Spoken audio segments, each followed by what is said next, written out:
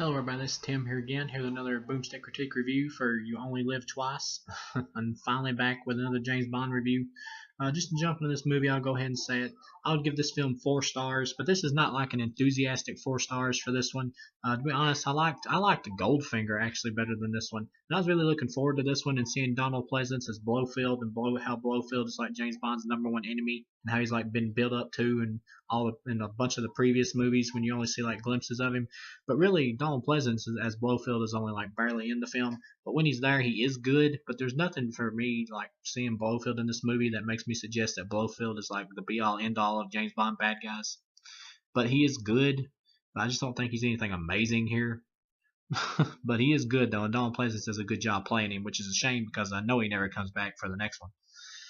But basically, in this movie, you got Spectre, who's wanting to start a war between the U.S. and Russia, so they'll kill each other, and then like Blofeld can like take total power or whatever of the world. But yeah, pretty much a basic James Bond style plot. Once again, Sean Connery is back. He's starting to show his age a little bit in this film, but he still carries the role fine. One thing I find funny about the character though in this film is he pretty much states the fact that he is like a misogynistic person.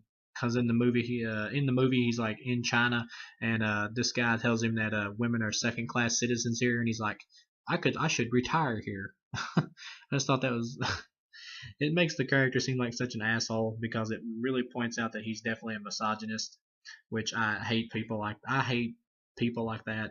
But for a film though, for a character, I like the fact that he's actually not a PC character in a way because it shows that he's not perfect. He is pretty much he may be a person who's trying to do what's right, but he is still an asshole in somewhat of a way, especially when it comes to women.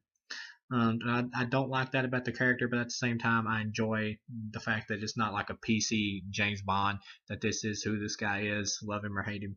But anyway, as far as the action goes in the movie, we got a fun little helicopter action set piece where James Bond has this pimped out helicopter with all these rockets and shit and everything on it, which I thought was really cool, and he gets to blow up some bad guys. That was kind of cool.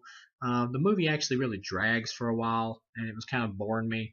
Uh, but it really picks up at the end when James Bond like invades uh, the Blofeld's volcano base with a big bunch of ninjas. I thought that was great. I love that when the movie just goes balls to the walls action with the ninjas and everything beating the shit out of everybody and slicing them up. I just love that. That really picked up the movie for me and pretty much really saved the movie for me. That really picked up this film for me. Up until then, I was a little bit bored. I don't know if it's just James Bond fatigue to where I'm up to like I guess what is this, number 5 or 6 now? I've lost count, but I don't know if it's that or just the fact that this movie's boring. It's probably boring and for a little bit of the film or a majority of the film really. Um, but it's probably a combination of both. I do think this is one of the slightly weaker ones of the Sean Connery ones I've watched so far. It's not as good as Doctor No. It's definitely not as good as From Russia with Love. I like Goldfinger better than this one. Um, I would say it's better. I would say combined with the ending of this film, or the final or whatever, with the ninjas and everything, I would say it probably makes it a little bit better than Thunderball, but not by much. Thunderball, yeah, would be like a 3 star to me. This would be 4. Although I do think Sean Connery's performance in Thunderball was a little bit more solid than the one here.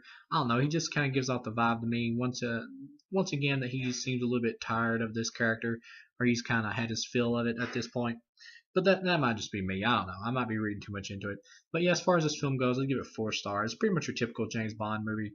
But the ninjas and everything at the end and the final fighting against Blofeld's men and everything really ratchets the film up. And other than that, up until then, it's a little dull. And also the point in the movie where they try to dress Sean Connery up to make him look Chinese, to make people they want you to believe in the film that people will buy that he's Chinese when he clearly does not look Chinese. He just looks silly when they try to dress him up to look Chinese.